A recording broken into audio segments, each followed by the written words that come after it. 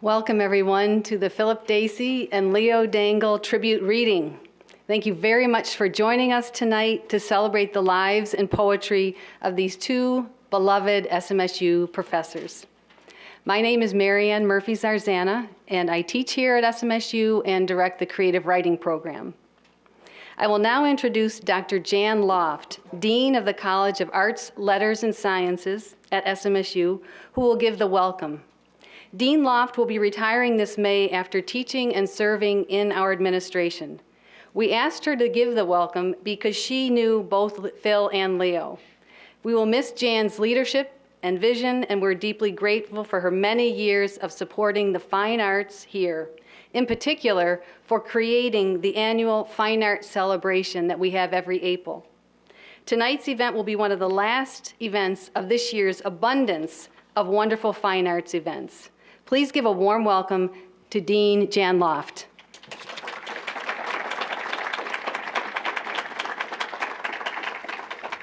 Thank you and good evening. As Marianne said, my name is Jan Loft, and I was really honored when Marianne asked if I would do the welcome for this gathering, and as she explained, I am one of the not so many anymore folks who remembered when Phil and Leo were here on campus as members of the faculty. So I started to look back to conjure up my strongest recollections of Leo and Phil, and like it was last night, I remember the event in CH201. It was a celebration of Leo's career. Bill Holm played the piano. Ed Lauman played the mandolin. Many people read Leo's poems, and it was a great night of poetry and music. Sadly, that was back in the day when we didn't record events as we do now. But that night lives on vividly in our memories, and I'm really pleased to see that tonight's event is being recorded. But a lot of you here tonight probably remember that night in CH201. And that was one of those events where I sat there going, I am so glad I'm here. This is great. And I am surrounded by incredibly talented people. An event that was recorded and is a strong memory of mine was the night that Phil performed his poetry set to the music of his son's band in the SMSU Black Box Theater. That was another one of those nights when I thought to myself, I am really glad that I'm here. This is magical, and I'm surrounded by such talented people. I couldn't have told you when that happened, but Marianne has a framed poster of that event out in the lobby, and it was November of 1992. So it was even farther ago than I thought. In an interview from early 2014, Phil said, "It's easy to forget, given the star quality of so many poets, that only a small percentage of them will be read by posterity." Yeats, when asked to comment on his poet contemporary, said, "One thing is certain, there are too many of us." Phil went on to say, "The many disappear and the few remain. My way of dealing with that fact is to be grateful for the life that poetry has given me, a life I couldn't have predicted when I was young." Leo Dangel was noted for his sharp eye and his ear for the small talk of the small town. Bill Holm once said that Leo found the language of poetry where almost no one else thinks to look or listen. Cold barns, fields, the noises of pigs and cows, the longings of awkward boys, and the secret passions of old farm women. It has been said that Leo's work is easy to read and hard to forget. Tonight we celebrate the lives and poetry of two men. We will travel from New York City to the rural landscapes of South Dakota with our tour guides, Phil and Leo.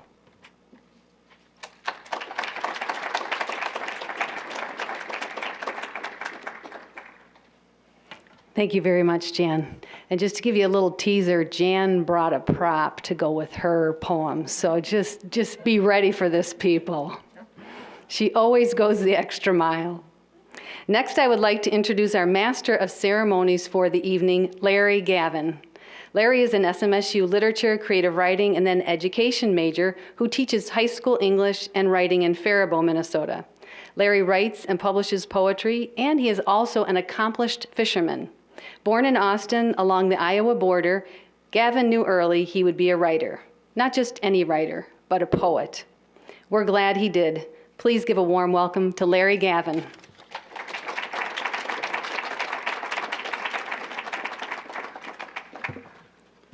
Yeah, it's a pleasure to be here. We're going to have a series of readers read poems, and I'm going to be the first of that series. And then, of course, Phil and Leo will have the last word. I was a student of both of these gentlemen, and it was a great pleasure. And so because of that, I'm going to read a poem by Philip Dacey called The Buzz, which is a school poem. The Buzz. I watch the clock, but when it's time to start the class, I hesitate. I've fallen in love again with the hum of voices, students deep in chat. On the shore of their heedless ocean, low roar of easy tete-a-tetes, free from my bell-like, let's begin. I fake fuss with a stack of notes. Weeks ago, at the start of the term, they sat, mostly strangers, silent, but now they formed a kind of team, veterans of the poetry front. Or else poetry is what they are, their voices anyway, beyond translation, sense no more than blur, words in the service of pure sound. Now it's 1 minute, now it's 2 past the hour, and still I can't bear to throttle this community.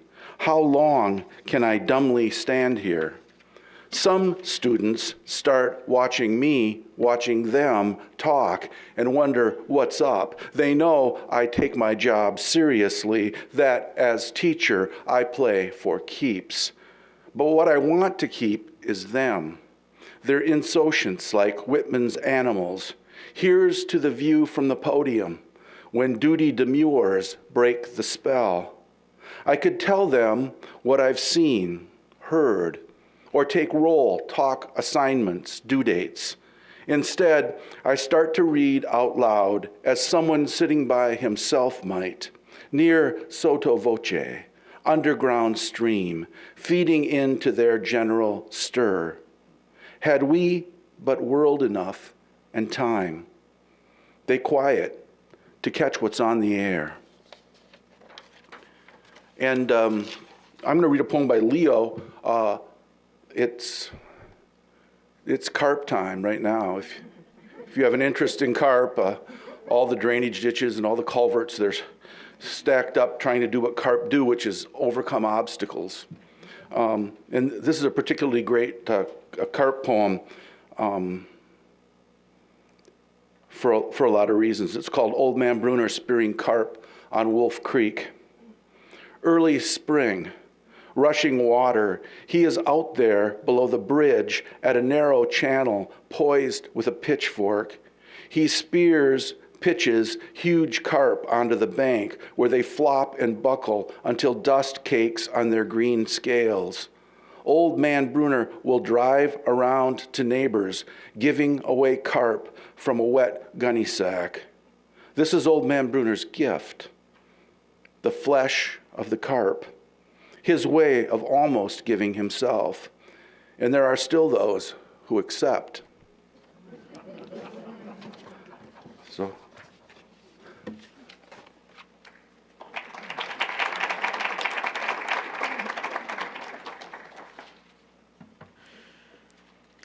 I'm Susan McLean. I was a colleague of both Phil Dacey and Leo Dangel. I've been here now at SMSU for 29 years. And I'll start with a poem by Leo Dangel. One of the things that I admired most about Leo is that when he wrote poems, they were poems that anybody could understand. Even people who think they don't like poetry would get what Leo was saying. And this is from his very last chapbook before he died, when threshing ended. It's called Coming Back. I wonder how much I missed by staying close to home. I've spent my life in South Dakota, Kansas, Minnesota, and now, in retirement, South Dakota again. I've been out of the United States only twice. Well, 3 times if you count Washington, D.C. When I still lived and worked in Minnesota, my father bought me a plot in the cemetery at Idlewild, our country parish, a mile from the farm where I grew up. He never spoke of this to me.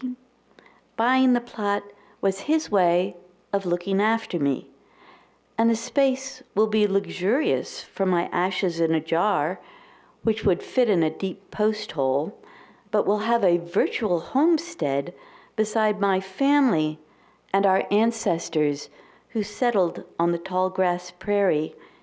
It now seems a short time ago.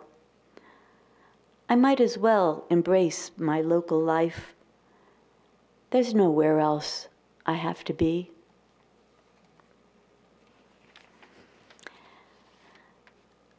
My next poem was written soon after I heard that Leo had died.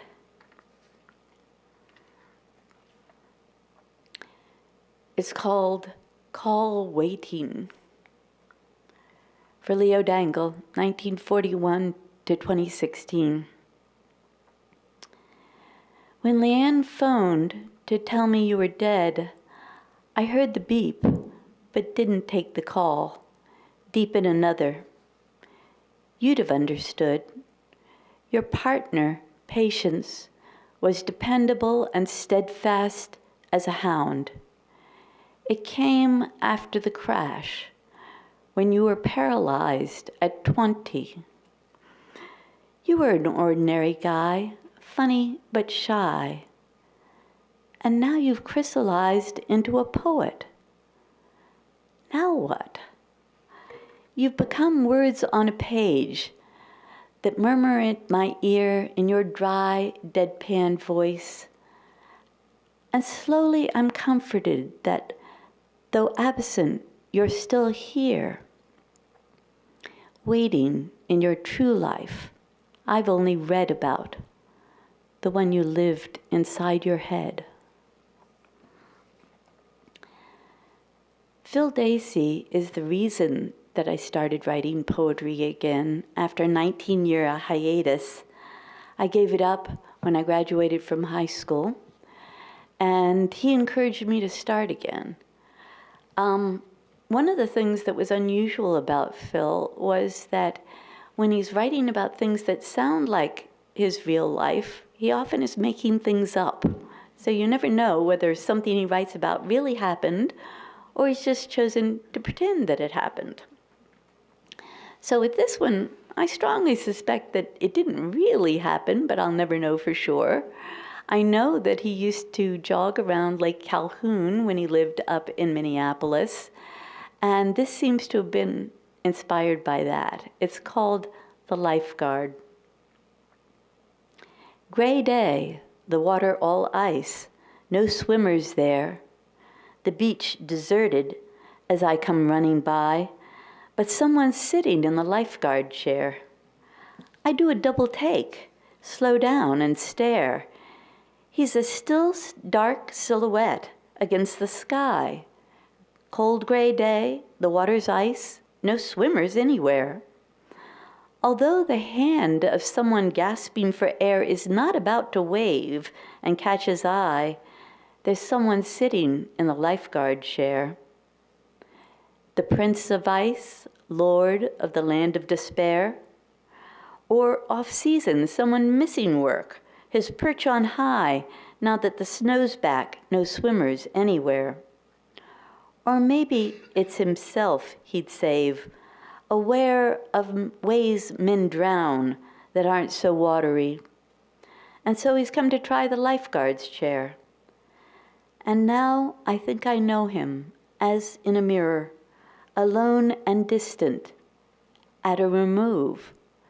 So said I. Cold gray day, the water's ice, no swimmers there, though someone's sitting in the lifeguard chair. reading that poem made me think back to my first job, and so I wrote this poem about him. It's called From the Chair.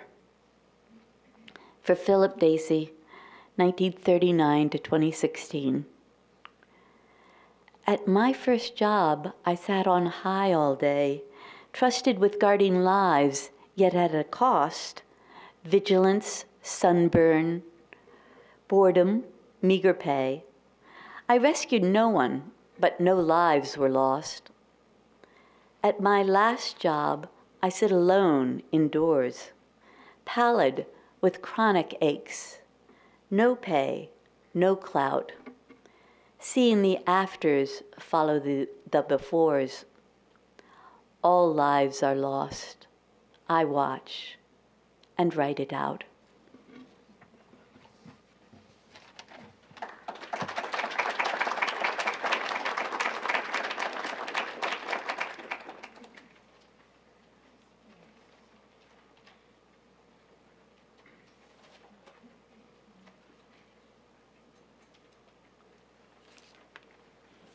Hi, my name is Jim. Whoa, that's loud.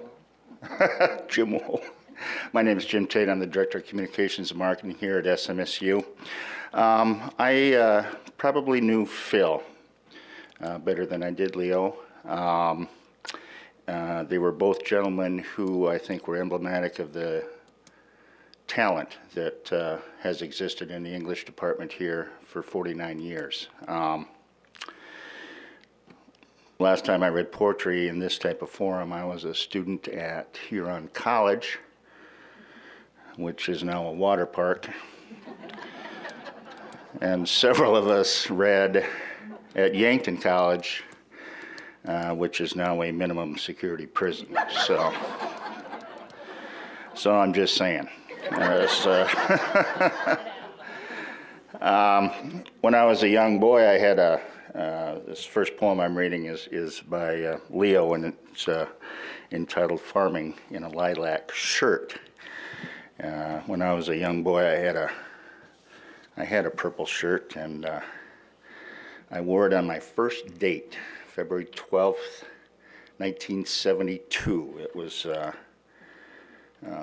Valentine's Day dance, junior high, Emmitsburg, Iowa.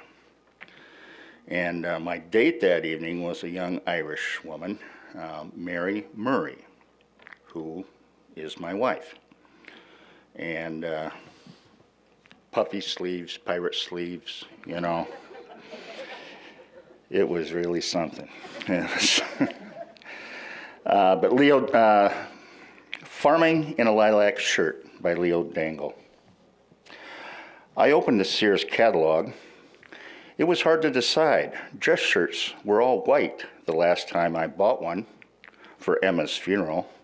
I picked out a color called plum. But when the shirt arrived, it seemed more the color of lilacs. Still, it was beautiful. No one I knew had a shirt like this. After chores one Sunday, I dressed for church. Suddenly, the shirt seemed to be a sissy color. And I held it up near the window. In the sun, the lilac looked more lilac, more lovely. But could a man wear a shirt that color? Someone might say, that's quite the shirt. I wore the old shirt to church. And every Saturday night, I thought, tomorrow, I'll wear the shirt. Such a sad and terrible waste to spend good money on a shirt I even liked, and then not being able to wear it. I wore the shirt once on a cold day, and I kept my coat buttoned.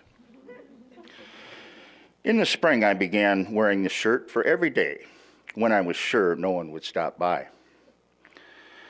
I wore the shirt when I milked the cows and in the field when I planted oats. It fit perfectly. As I steered the John Deere, I looked over my shoulder and saw lilac against the blue sky, filled with white seagulls following the tractor, and not once did I wipe my nose on my sleeve.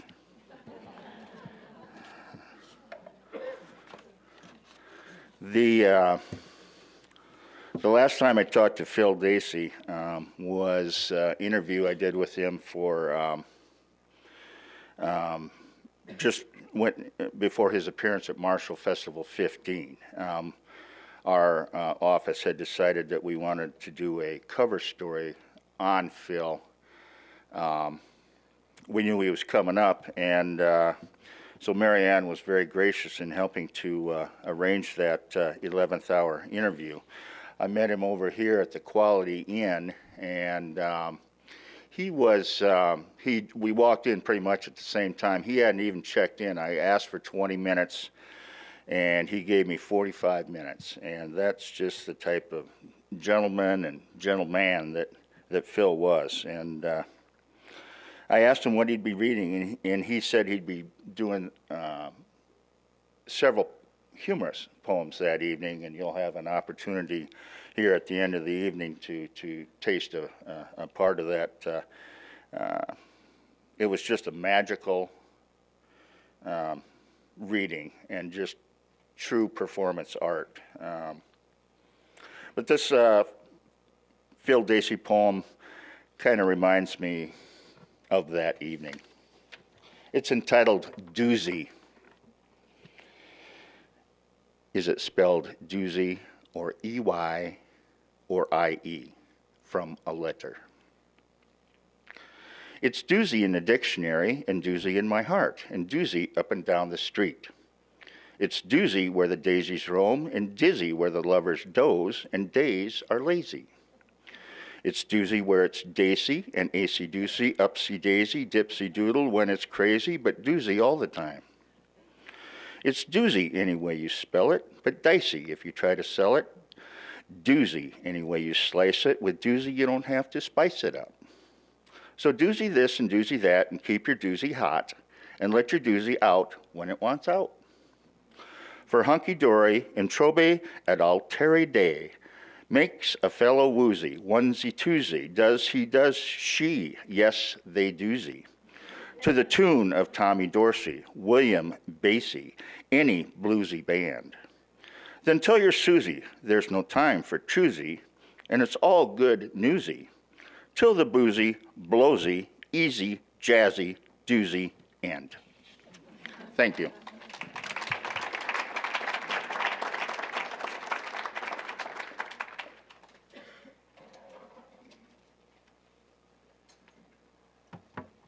I'm Elizabeth Blair, and I'm listed as a professor here on the list everyone got, but I actually retired last May, so I'm a professor emeritus now. But happy to be back and to see so many familiar faces.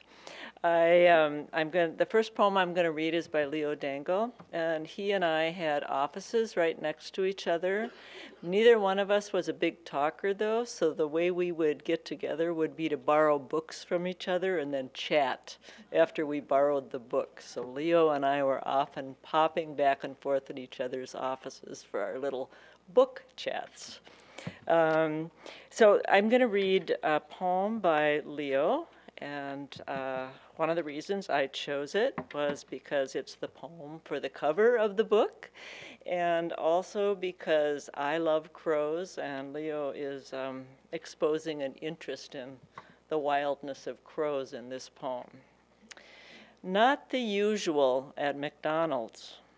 I'm exiting the drive-thru holding a cup of coffee when the sharp caw of a crow near my open window startles me, and I slop hot coffee into my lap.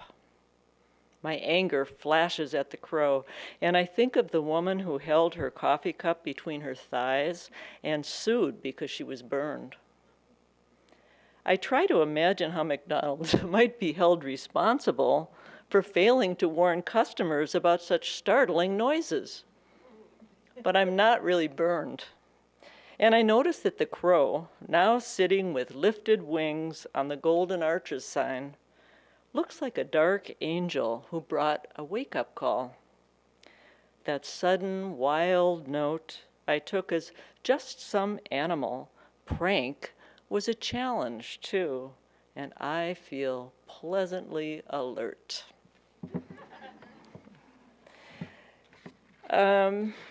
Phil Dacey was a really good friend, and we also had sort of a little odd way of getting together. We had breakfast about once a month, and we talked about our students. Yes, we do that. We talk about our students. And the other thing we often talked about was pedagogy, how to teach and reach our students. And we're so busy already teaching that I don't think we have enough discussions about that. But Phil and I would indulge in that. And we would meet. We both always chose to teach the earliest possible class in the morning. So I was teaching an 8 o'clock class for a while.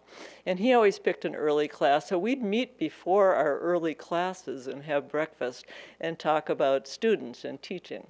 And so that was a nice way we connected. And I also enjoyed his wry humor and his passion about a lot of things.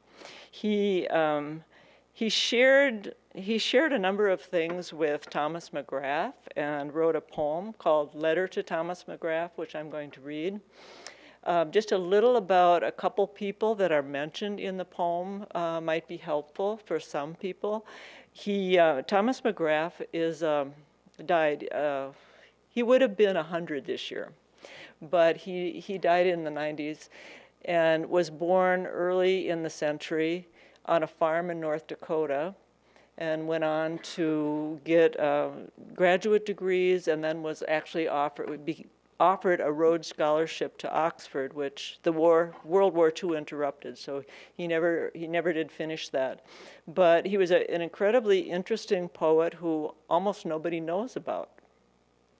The general reader doesn't know much about him, but he's very highly regarded by both critics and fellow poets. So Phil felt very strongly towards him, and I think the reason was because Phil himself was so passionate about his roots. He grew up in a working class family, and he had a lot of sympathy for people like coal miners, etc. And Thomas McGrath was basically a socialist who grew up in progressive times out in South Dakota, or North Dakota. And so this is for Thomas McGrath, and it mentions Federico Garcia Lorca, a lyric poet and playwright from Spain who was assassinated during the Civil War in Spain. And then he mentions a couple of other people you will recognize. When he quotes them, he quotes a number of other poems here, or poets here, pieces from poems. So there's 3 parts to this poem, and it's called Letter to Thomas McGrath. 1. Robert Bly asked the dead sparrow in his hand to forgive him for all the hours spent listening to the radio. Tom, I ask you to forgive me for all the hours I did not hold your books in my hands. In 1970, I even betrayed you, charged with the privilege of taking the reins of your returning Crazy Horse, literary magazine, and fresh out of Iowa's writing mill, I put into that stallion's feed bag the dope of mainstream careerism and dragged the madness out of him, corporatized his heroic body. Mussolini, this is a quote, fascism should have been called corporatism. Forgive me for that too. You said Cal, not Lowell, oh, not Lowell, the farmhand led you to the light, but you were too young to enter.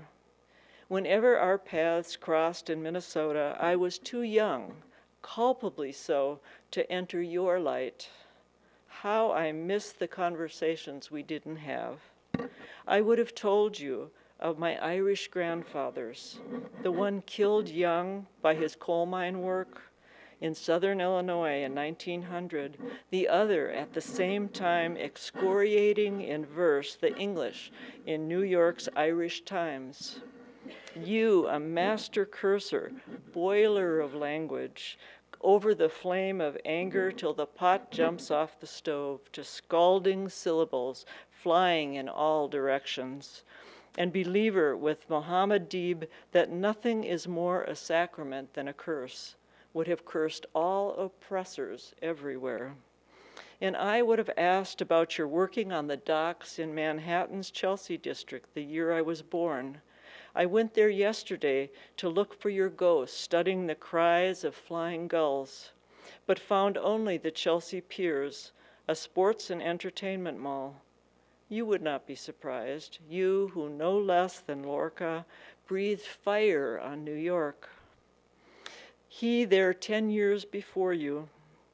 I want your ghosts to meet on a bench in Washington Square Park and passers-by to see tiny flames flake where your words dart back and forth between you, neither Spanish nor English, but the language of healing fire. 2.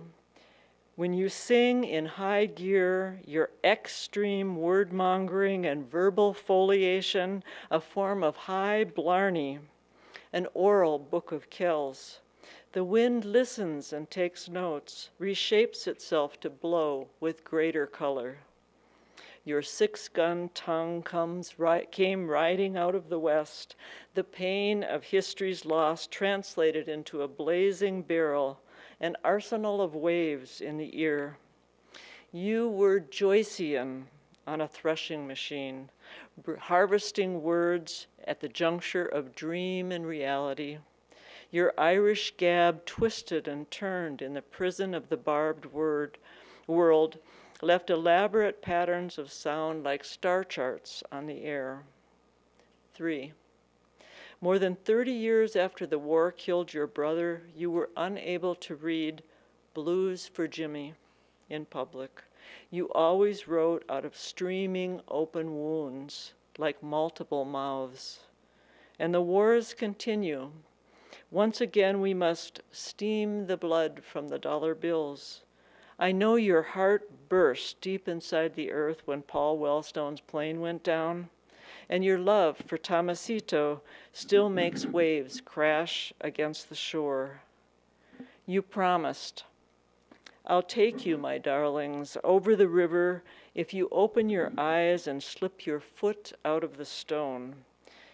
It's clear to all of us now, you are the Dakota's Whitman, the pair of you, hand in hand, leading us forward on the open road. Thank you.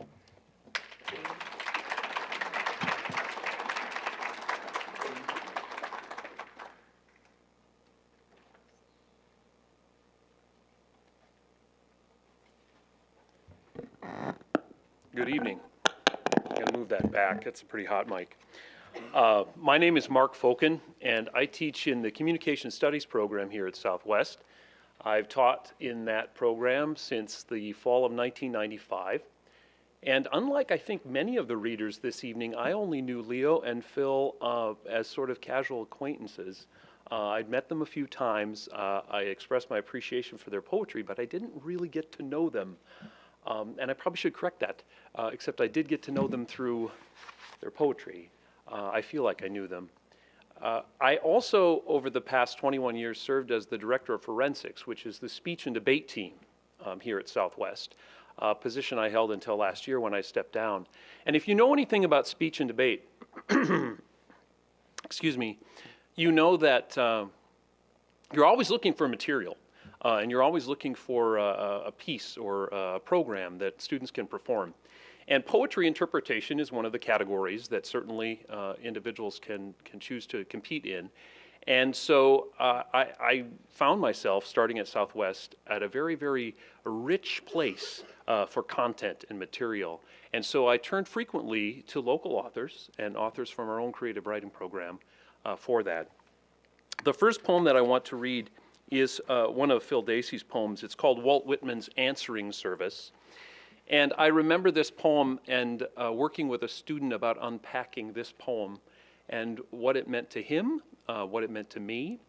And we wove this poem into, it was my early years here at Southwest, we wove it into a program of poetry about how technology is starting to lead us to sort of disconnect with each other. And so it's always sort of held a special place for me.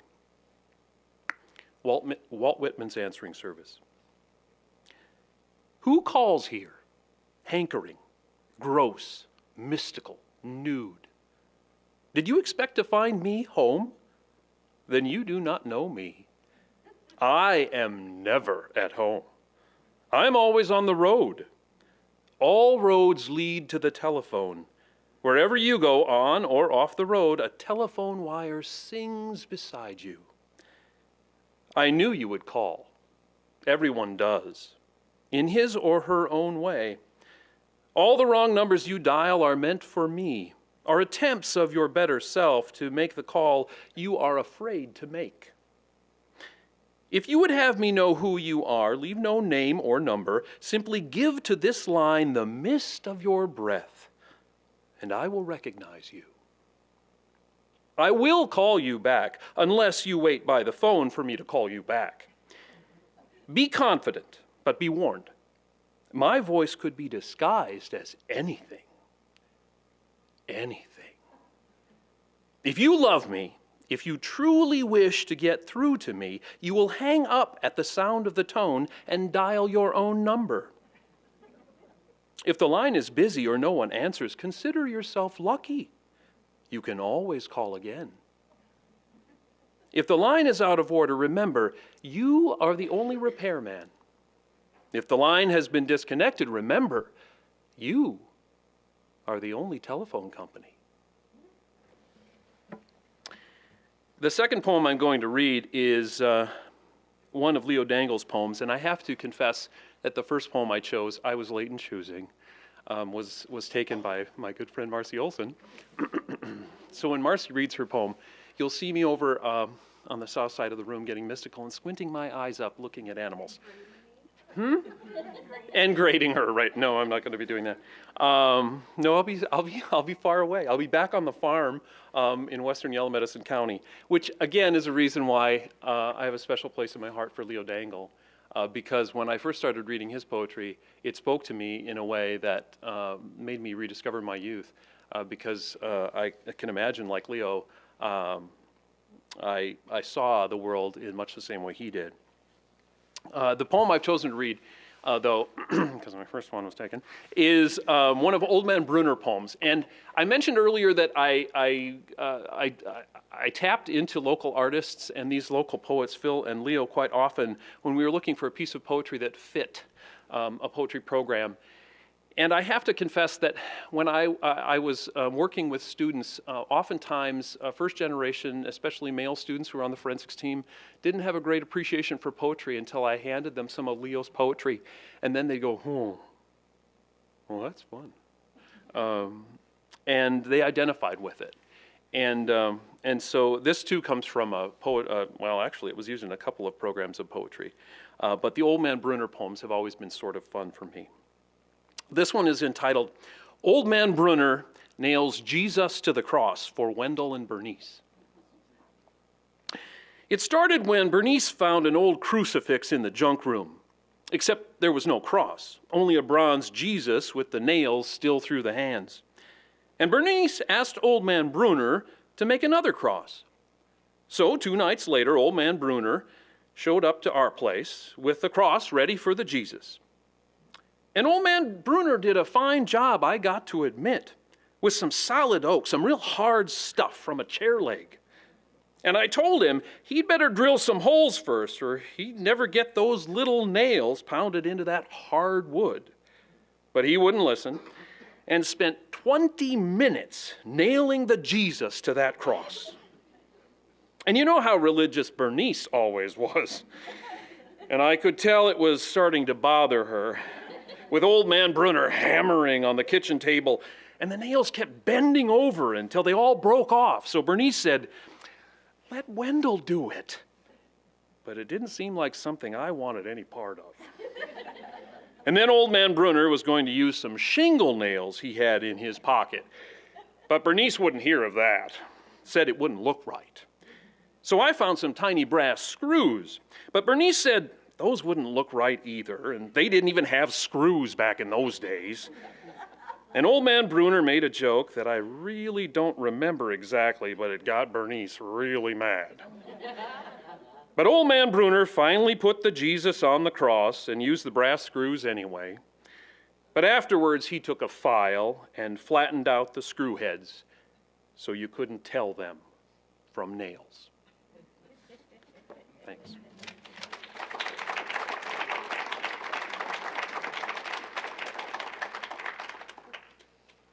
Tall person put it up, but I have to put it down. Hi, I'm Pat Brace, and I'm the chair of the Fine Arts and Communication Studies program, and I'm a professor of art.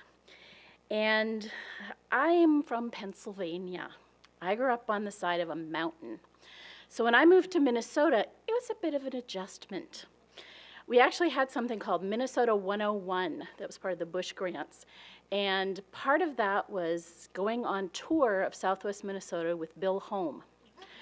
And he took us to all the fun places, and it was flat. And he cultivated what he called the prairie eye, which we've all heard of. And one of the things that he recommended that we do was read the local poets. And through that, I discovered the works of Leo and Phil. And then a little later, we did the program that Jan alluded to earlier, the tribute to Leo. And I was asked to read for that. And I also got to take part in the mass choir, where Bill played piano while we sang songs that he had written for Leo's words. And it was one of the best times I can ever remember having with my colleagues on campus. And so I'm going to read the poem that I read at that celebration, The Widow Leaves the Home Place, from Hogs and Personals by Leo Dangel. Our life had no sudden tragedy. The kids grew up and left one by one, and a slow cancer killed my husband. People remember a barn that burns down, but forget a dozen that weather away.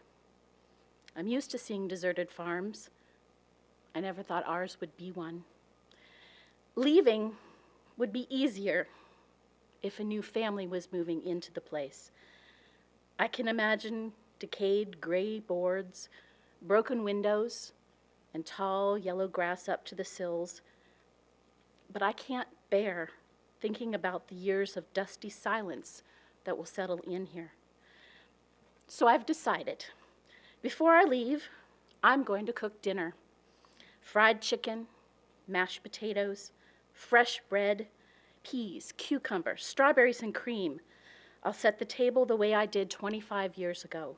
Fill the plates, pour the coffee, and then I'll go. Let whoever comes wonder, what happened here? Why did they leave so suddenly in the middle of a feast? Let the detectives search for the clues, something out of place, like a butcher knife stuck in the door, where life was always ordinary and never a sign of violence. Thank you.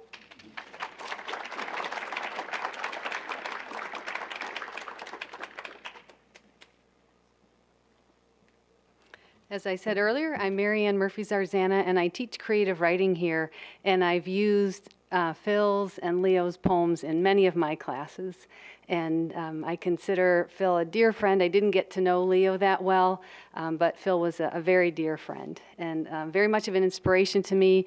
I came here, and at first I was the assistant tennis coach, and then I got into PR, but then midlife I went back and got my MFA in creative writing, and he was one of the people who wrote a letter of recommendation for me and really gave me a lot of support to make that huge life transition.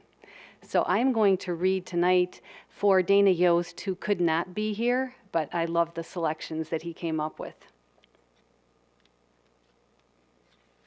The first is called Saving Single Trees, and this is from one of Leo's last books, and this is the title poem, Saving Single Trees.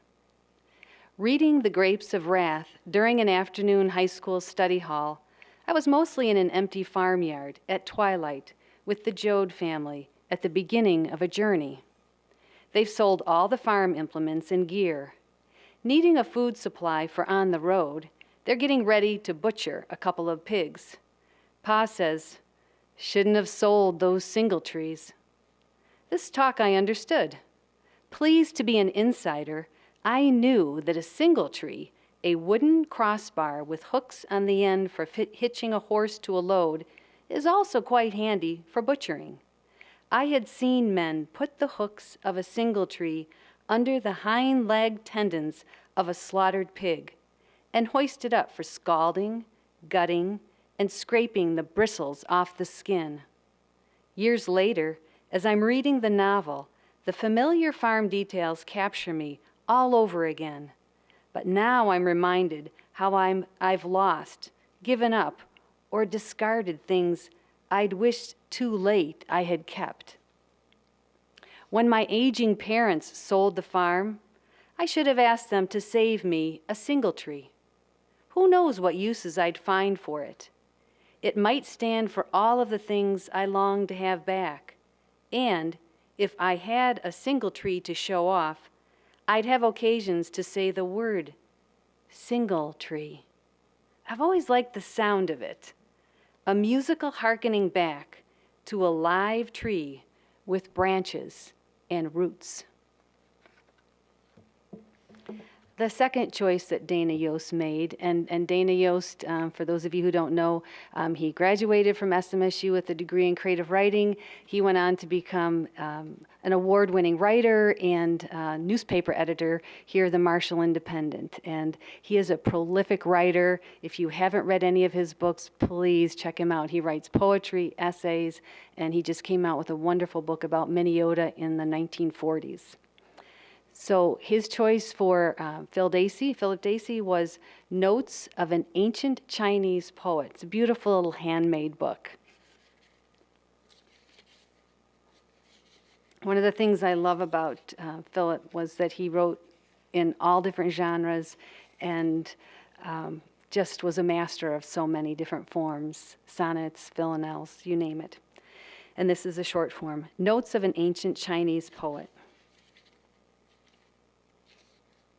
When a new emperor comes to power, certain old poems quietly revise themselves.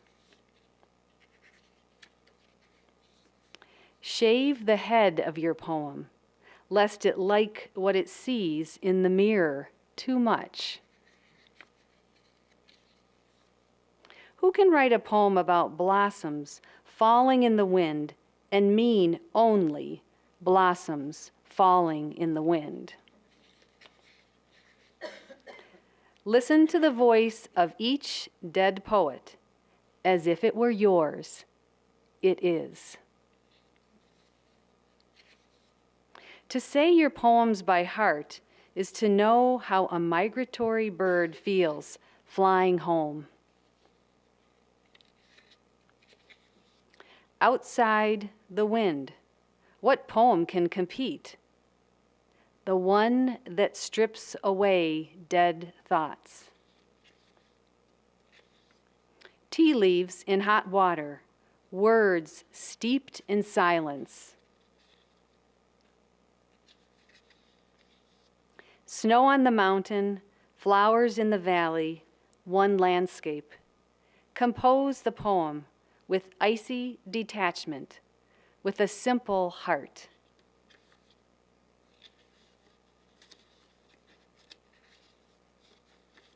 Thank you.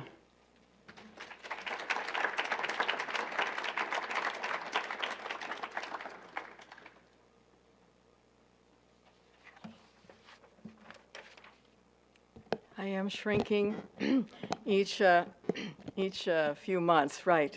What a privilege to be here tonight. I just want to say, I'm Eileen Thomas. It says on there, Emeritus Professor. It doesn't say that I started back in 1969. Leo Dangel came in 1968. I came in 1969, and Phil came in 1970. We were babies. They never, ever hired a younger group of faculty than that group those first few years. We were very young, full of ideals, and with a lot of energy. Phil and I had offices up in the Community of Scholars. If you don't know about the Community of Scholars, that's one worthy of the history books. We were very close friends. Phil's kids, my kids, my kids grew up with Leo, knowing Leo, taking him to religious center, to church, doing all kinds of things together.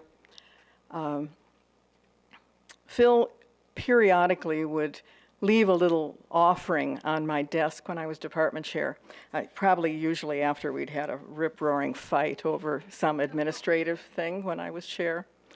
But this was one of the poems that he left that he thought I would like, that he had written quite a few years earlier, but had just been accepted for publication. And I just wanted, it's called The Last Picture.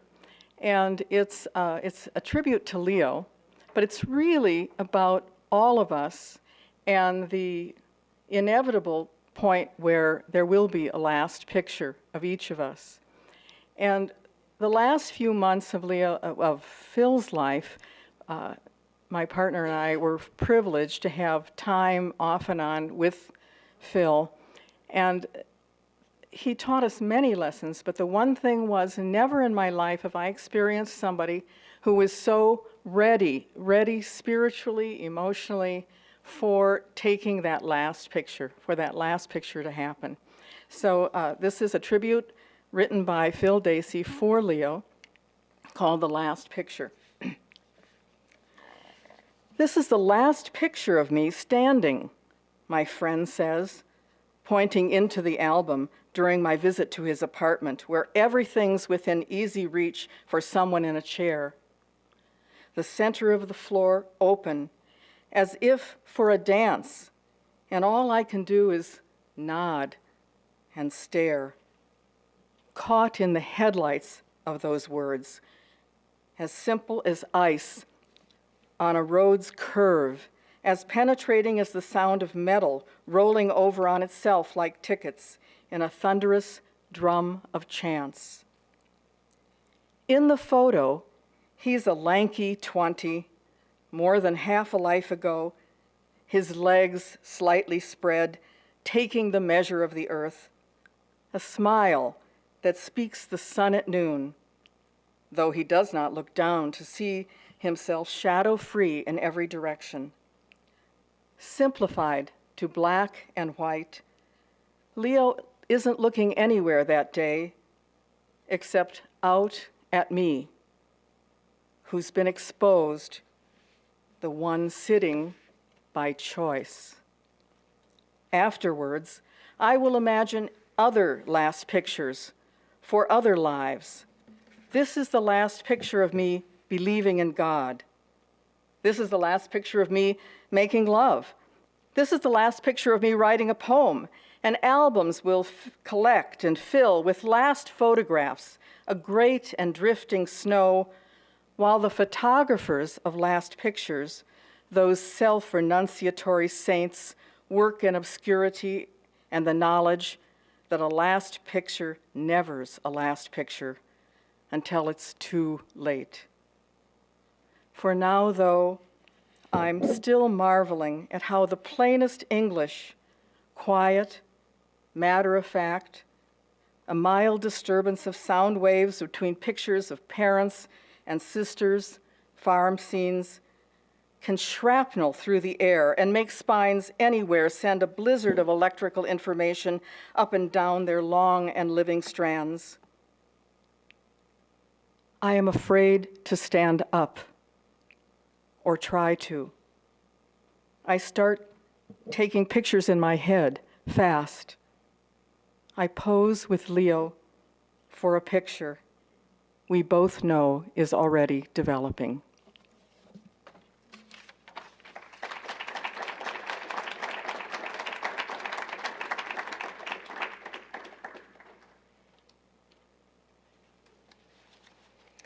Hello, I'm Marcy Olson. I work in the Communications and Marketing office now, but I was also fortunate to be a student here when Phil and Leo were both teachers. And I may be biased, and I apologize to the current faculty, but I just believe that those years were the golden years, the golden age of writing in the creative writing program. I was able to take classes from Howard Moore, from Bart Sutter came back and taught for 1 quarter, and I took 2 classes from him, which was just so great. I took classes from Bill. We were just, Kathy and Betsy and I were reminiscing about my freshman year, winter quarter, making dumplings with Marcy and Bill. What an experience we had. It was so great. So my first poem that I want to read, I'm doing mine out of order from what you see on your program. I wanted to read my poem from Phil. And this is a book. I went to see Phil last year, spend the morning with him so Lixa could go out and kind of take care of some things for herself. So I spent the morning with him, and it was amazing. I ran into Eileen at the Lunds when we were having coffee, and it was such an amazing morning because he was still teaching. And this is reading while driving, which I think is the modern, or is equivalent to the modern version of texting and driving. So imagine, totally dangerous. We tell kids not to do it. But here he is talking about, and I know Bill did this too. I think I was in the car with him, reading stuff. You're thinking, oh my gosh, we're going to die. But they did all the time. So reading while driving, it also means a little bit to me because some poems that I shared with Phil last spring were related to haiku, but writing them so that they would fit into the space for Twitter, which he just thought was just, this is so crazy, but he was so entertained by this idea, and it was just a lot of fun to share that poetry with him. So this is reading while driving. I drive and dive for a few words, then surface to the road, holding them in my ear until I see all is clear, and dive again. I'm a danger to myself, other cars, the piecemealed poem, though maybe like any modern, I love fragments. This phrase, all that was left on the stone after the crash of a civilization. Read into it, everything, a history of someone at the helm who wasn't there, who was dreaming, and repeat the ritual of its few syllables. The best way to face your futures, the one oncoming, the other crowding fast from behind. Now for my Leo part, I've got a show and tell. This is so great. When I was a student from 89 to 93, it was a great time, but at the end was the big celebration that you were talking about. Pat and Jan both mentioned this evening. And as I was going through my Hogs and Personals, this was a textbook in my rural lit class with Bill Holm. He liked to call the class, pardon my language, cow lit. If you remember that, that's what he called the class because it was about rural literature. So this is a textbook in that class. And I used this for my portion reading at Leo's celebration. I was a senior, and I was asked to read along with one other student. And it was such an honor. But what I found in the book is such a treasure. It's the lineup from the evening. Eileen Thomas mentioned, if you'd like to see this afterwards, you can come and take a look at it. It's such a treasure. And then I have the program. These are all just tucked in this book. I had no idea they were here. The program from the evening, everybody who read. And here's another great treasure. Is, Pat, you mentioned having a musical piece? Upside down. Yes, I had all the music. I'm not even sure why I had this because I didn't sing. But I have it, and it's so great. So that was good fun to find that and just think about that evening. It was May 13th, 1993. I graduated 2 weeks later and started working at SMSU about a month later. And I'm still here because it's so great. I love it so much. So I'm going to read the poem that I read for Leo's celebration that night. And it's called Farming Words. Mark, I am so sorry I got this first, but it had to be mine. It was destined. Farming Words. Once a farmer painted the word cow on the sides of all his cows so that deer hunters would not mistake them for deer. Then he discovered when he looked out over the pasture, if he closed his eyes halfway and squinted just right, he could make the cows disappear, and he saw only the words. The farmer was delighted as he watched the words move and arrange themselves in lines, reaching off into the horizon. He painted words on his other animals: pig, hen, horse, sheep. Before long, he did nothing but sit on his porch all day and squint, watching his words eat and mate. He was never any good at real farming, but this was way more fun anyway.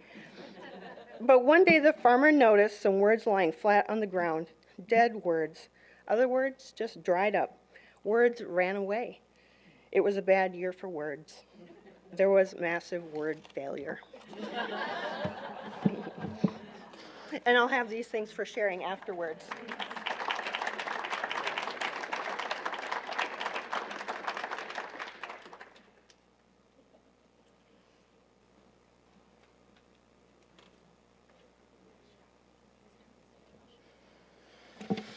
Well, I am Mary Rademacher Harrelson, and I met Phil Dacey in the early 80s through Kathy Bond when her husband was the chair of the department, and we were writing a grant for the first hospice in Marshall. And we went to Phil. He had lost his sister to cancer, and we asked him to help us. And that was the beginning of a 30-some-year friendship. And as I'm listening to everybody tonight, I think of all the different facets to Phil. I was taught by both Phil and Leo. I was so fortunate to go to school here and graduate.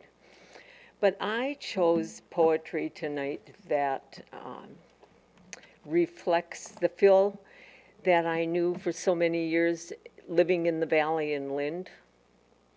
I think of the huge impact he made on students' lives in the literary world and the tiny footprint he left on this earth. I think of going by his house and he would be out mowing his yard with a push mower, not an electric push mower, and he had a big yard, but a push mower that he would sharpen the blades, and often he would take his phonograph, put it on a chair on his porch, and play classical music as he was mowing his grass. I've been at his house when he was washing his clothes in the bathtub. He just did not like all the modern conveniences. He was part of a cooking group that I belonged to for many, many years, and he would say, if you're having mashed potatoes, I'll mash them. No beater for me, I want the old masher. And he would mash the potatoes and wash the dishes, and I chose two poems that reflect his life in that valley. Death and Television. Because I chose not to own a television, death came to me before my time and stayed, a well-behaved guest, and taught me ease with him. At 50, I'd bought myself a country house tucked into a valley, the south side, all windows, framing hills, a horse pasture, my acreage. It had the feel of a retreat, strategic, and even showed its doorless back to the road in a gesture of privacy. Less unfriendly than simply the perfect place in which to work. Soon, however, the two primary females in my life, mother and daughter, campaigned for me to get a television. Bribed me even, my mother offering to pay. It's a good way to relax after work. My daughter promising more overnights. Tempted, I almost fell for a salesman bargain. Used, $50, works perfectly. But some grace saved me from my two graces. Their force, maybe already I'd seen the promise of the house, or heard it, myself, thinking. Or woods at the windows, as it were, made the flickering screen seem a violation. In any case, my non-act was an act, continuous, a long no that was a longer yes. And death must be so totally no, he loves yes more than anything. At least he said as much the day he showed up, friendlier than I expected him to be. TV, he said, doesn't agree with me. And so I'm pleased to find this place which feels like home, if only a temporary one. I'd like to stay a while and rest. I'm in no hurry. His wish to slow down didn't bother me. I go into house after house where that box is noisily on, noisily demanding everyone's attention like a spoiled child. It distracts me to the point I can't think straight, and sometimes even forget what or for whom I've come. My hosts ignore me, though all I'd like's a little talk, some intimacy, less for my own sake actually than theirs. So we knelt together in the garden, joking, as death planted only perennials, and strolled at dusk along the country road past scattered houses turning dark, except for all their alien lit squares of blue. Back home, we'd leave every switch unflipped to sit and watch the rising moon's light throw itself down in front of us across the wide carpet, an opera singer singing Dido on the shore, all grief and abandonment. We'd sit there, Death and I, savoring those moments and listen to the radio, that verity that blends so well with night, its music, late news, its strong, clear signals. And the second poem I want to read is Llama Days. And I know this happened. Because today I walked a llama back home, I have a new standard for all my coming days.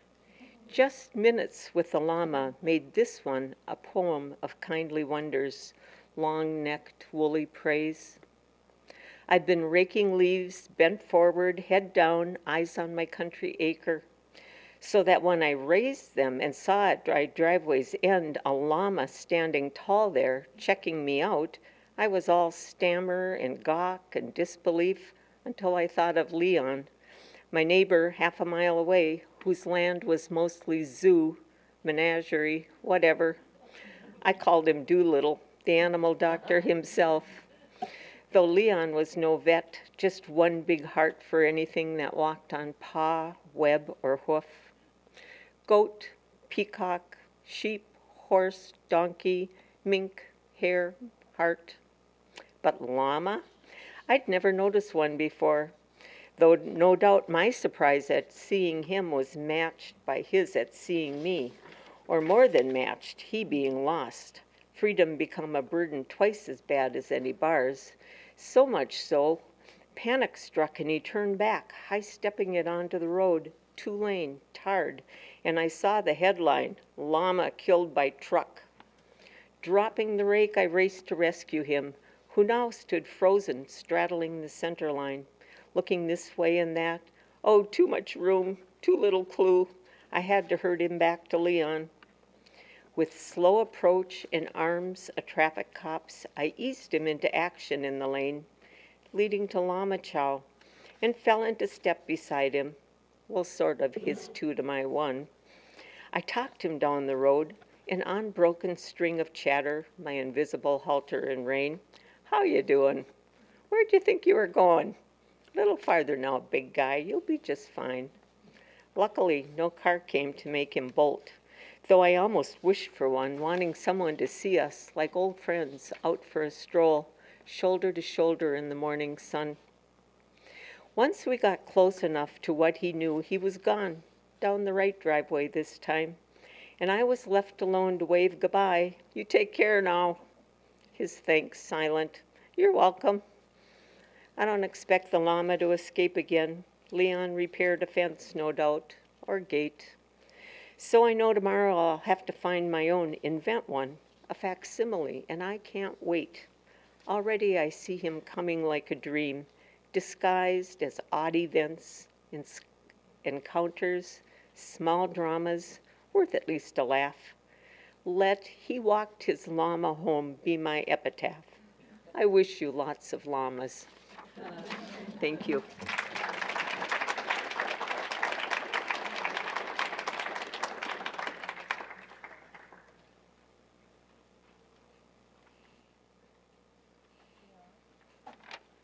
How I escaped from the labyrinth. How I escaped from the labyrinth. It was easy. I kept losing my way. And for 13-year-old Dan Wall, that was brilliant. It wasn't just a joke. It was a reminder that, hey, it's okay to feel lost and not know what I'm doing with poetry. And Phil Dacey was so kind to buy me lunch and hand me a stack of journals and tell me what a poet could expect and how to do it. I didn't know. My folks lined up some poets. They said, can you come and talk to my crazy kid? Sure. So he bought me lunch. He gave me some journals, and I read this poem, and I thought, oh, I don't have to feel so angsty. I could do this. I could do this.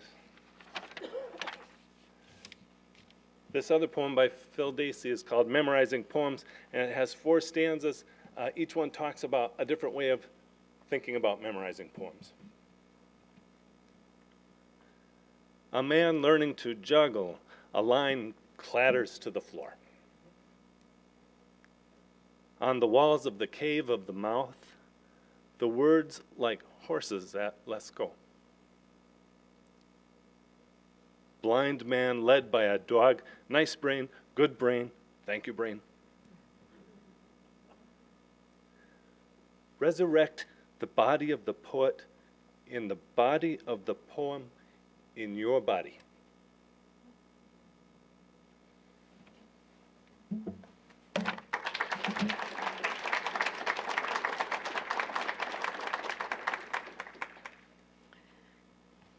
We all know that Phil spent a number of years living in New York City, and that's where this poem takes place. It was inspired by some time in New York, and Phil wrote this comment about this poem. This is from Phil. From 2004 to 2012, I lived out a post-retirement adventure by residing on Manhattan's Upper West Side. It was a glorious experience, especially when I discovered I was a short walk away from Juilliard, where for 8 years I turned myself into a Juilliard junkie by attending student recitals, often daily, sometimes more than once a day. Itzhak Perlman taught there, and some of the recitals I saw were performed by his students. The death, I imagine, is, of course, a comic one, but one I would seriously prefer to the other kinds of death. New York Requiem. My idea of a good death is to fall under the wheels of not the crosstown 79th Street bus, but the motorized wheelchair of Itzhak Perlman, who lives in my neighborhood, whom I have seen countless times, and who yesterday almost ran into me as I made notes for a poem while walking on Columbus Avenue, where I would be happy to die if I could do so under the weight and impact of the violinist's bulky vehicle. My final encounter, thus a musical one, appropriate after so much of my time spent attending recitals at Juilliard, which someday he'll be exiting, having just seen a student of his perform, at the very moment I trip, to all appearances accidentally, in front of him as he's speeding up the sidewalk, so that I can be a martyr, oh, Catholic childhood's dream of sainthood, to music, its ability to transport the listener to a new place. Well, I brought a visual aid, I brought some props, and I thought I might have the coolest visual aid tonight, but no, I concede to Marcy. Wasn't that great that she had those artifacts? Because earlier tonight we were all trying to conjure up when was that tribute to Leo, and you've got all the evidence, so thank you for bringing that. Here are my visual aids.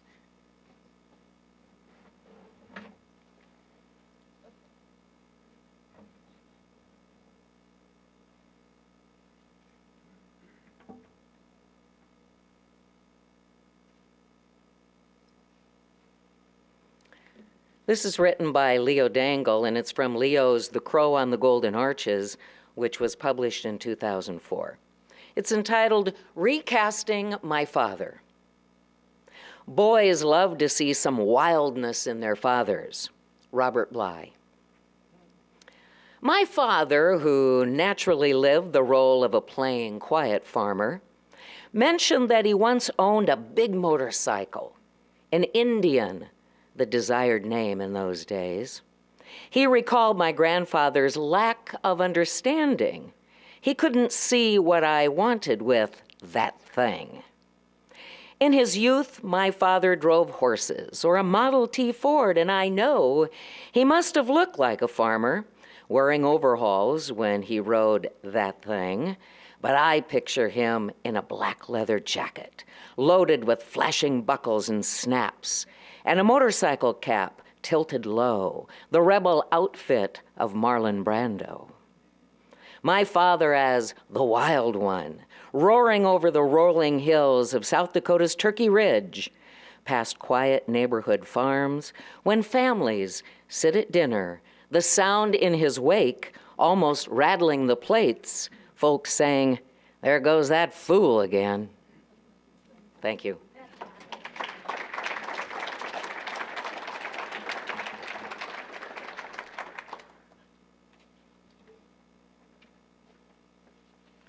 So now we're going to give Phil and Leo the last word, but before that, I'd like to encourage you to have some bars, some Minnesota bars afterwards, stay and talk.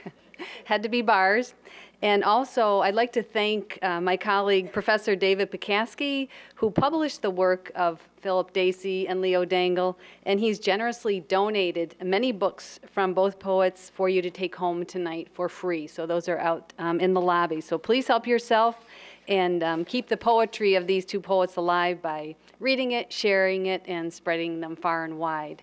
There's also books for sale. Someone from the Barnes & Noble bookstore is here to sell some of their books as well. And so now I will do the setup here. And I'd like to acknowledge my brother, Owen. You may have seen him on TV, the St. Louis traffic cop who dances as he works. Candid Camera had him doing it to music. Baryshnikov in blue, all big city style and jazzy moves. Years before my brother was on that corner had written the book on gridlock. Nearby factories and trains and freeway entrances and exits had tied travelers and city planners in knots. $1 million set of lights installed in place of one patrolman under siege fizzled, followed by another try at manpower. This time, 3 policemen strategically placed the coroner's own Bermuda Triangle. Not many problems disappeared in there. And soon, the technocrats threw up their hands and let the 3, my brother, one of them, sink or swim in that sea of honking cars.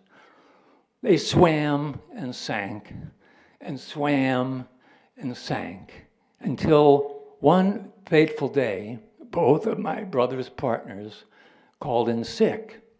The station chief, fed up, said, "Put Dacey out there by himself and see what he can do," expecting nothing, which was what he got. No jam, no backup, no cursing drivers, only autos moving slick as skaters on new ice. Sweet perpetual motion, thanks to my brother's bumps and grinds, his arms now windmill blades, now darting rapiers. He never stopped, so why should the traffic? It was as if he'd been waiting all his life for just that moment. Backstage, as it were, the old star finally ill and the new star born. You've got to understand, his life till then, it had their problems, like too many wives. I always forget that 4th one's name. But now he'd come into his own local celebrity. TV channels featured him as the evening's good news. And soon, not so local. A California film crew documented him in Pop Cop. You can see it on YouTube. And folks from near and far made him the victim of his own success by driving there to watch. Free entertainment, thus creating more traffic, which he handled with his usual purposeful show, and sometimes with a "move it, buddy," Sometimes he made them go away. They did not want to go, but they did flow.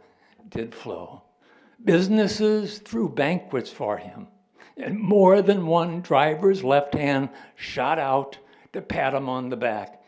Good job there, Dace. And though art meant for him, Glenn Miller, period, to see him work, you'd think there had to be a muse of traffic cops. But what he did was more dangerous than art.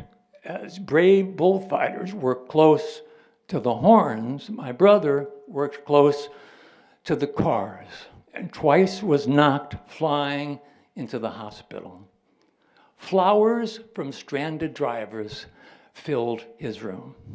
And when he returned, their horns blared welcome his entire rush hour shift. The Rock was back. Mid-channel, the river swirling happily and noisily around him. When he retired, they redesigned the streets. I like to think that since my brother didn't have some athlete's numbered jersey to hang up in Shrine, for him, they hung up several city blocks.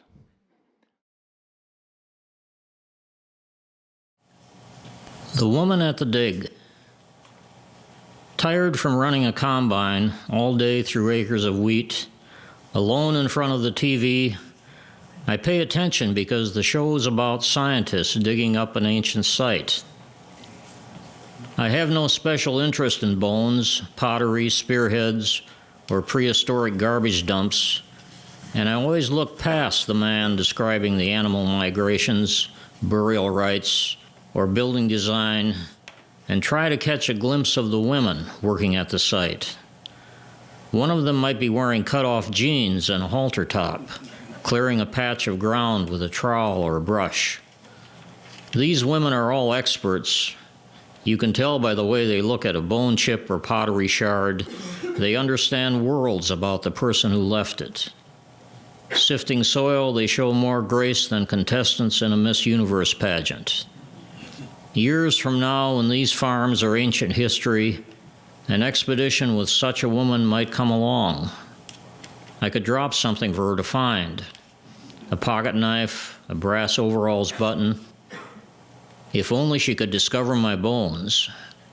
My eyes would be long gone, but I can see her form coming into focus above me as she gently sweeps aside the last particles of dust. Her knee, thigh, hip, shoulders, and finally set off by sky and spikes of sunlight, her face. A woman who recognizes what she's found.